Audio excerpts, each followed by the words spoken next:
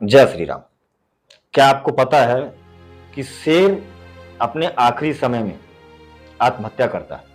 जी हाँ, बिल्कुल सत्य है। वो शेर जिसे हम बहादुरी का प्रतीक मानते हैं, वो शेर जिसे हम साहस और शौर्य का प्रतीक मानते हैं, वो शेर जो परिवार का मुखिया होता है, उसी शेर को अपने अंतिम समय में आत्महत्या करना पड़ता है।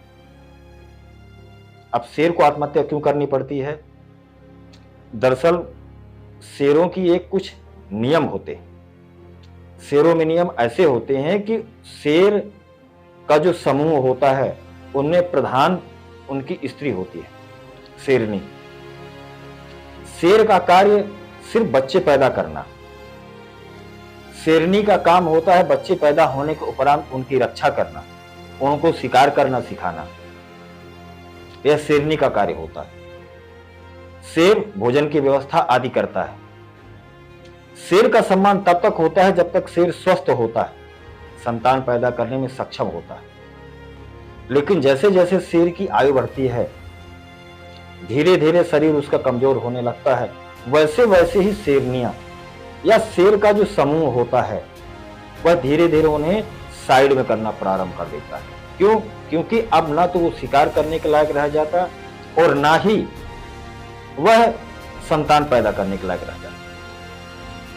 एक ऐसा भी समय आता है कि जब शेर पूरी तरह से जर्जर हो जाता है तो उसके ही समूह के लोग उस पर टूट पड़ते हैं। अतः अपने ही समूहों के लोगों से डर के कारण उनसे अलग हो जाता है और अलग होकर एकांतवास ग्रहण करता है। और एकांतवास ग्रहण करने के उपरांत उसे जो भी मृत जीव मिलते हैं उनसे अपना पेट पालता है। चूंकि वह बहुत बूढ़ा हो चुका है, जर्जर हो चुका है और उसके शरीर पर कंपन होने लगता है। ऐसे में शेर को अगर कुछ भोजन मिल गया तो ठीक, अन्यथा उसे भूखा ही रहना पड़ता है। ना तो अब दौड़ सकता, ना उसके शरीर के अंदर फुर्ती, ये सारी चीजें नष्ट हो चुकी है। तो ऐसे में शेर के पास एक ऐसी स्थिति आती है, एक ऐसी दशा में पहुंच जाता है कि जहां शेर को सिर्फ और सिर्फ भूख दिखाई देती है, अन्य कोई चीज नहीं दिखाई देती। वह पड़ा रहता है और अंत में इस दुख से मुक्ति पाने के लिए वह शेर आत्महत्या करता है। अब आप सोच रहे होंगे कि मैंने शेर की कहानी क्यों सुनाई।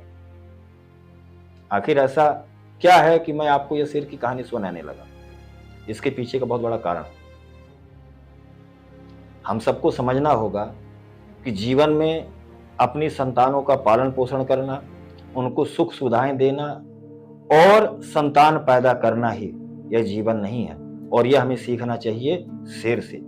आप कितने बड़े बहादुर हो, आप कितने बड़े सुंदर हो, आप कितने बड़े गुणवान हो, लेकिन जब ऊपर वाले की मार पड़ती है, जब समय की मार पड़ती है, तो आपका रूप, आपका साहस, आपकी शक्ति, आपका शौर्य सब कुछ खत्म हो जाता है।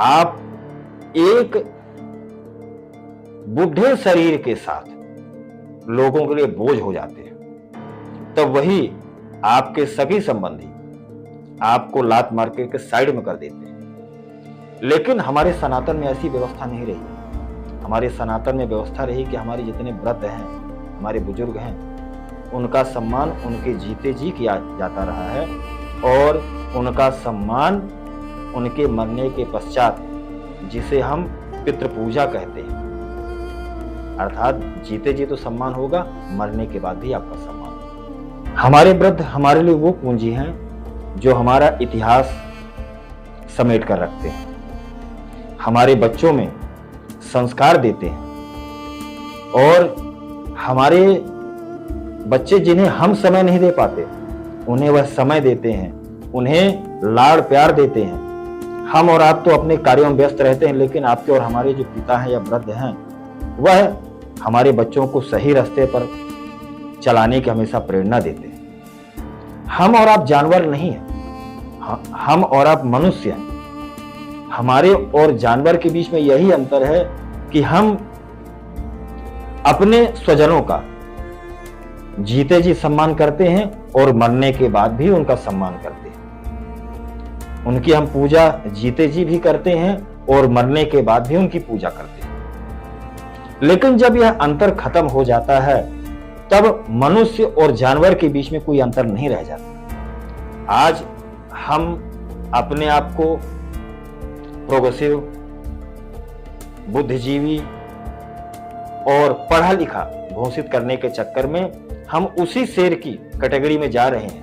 मनुष्य की सभ्यता इसी अंतर को जब खत्म कर देती है तब मनुष्य जानवर हो जाता है और इसी अंतर को हमें बचाकर रखना है।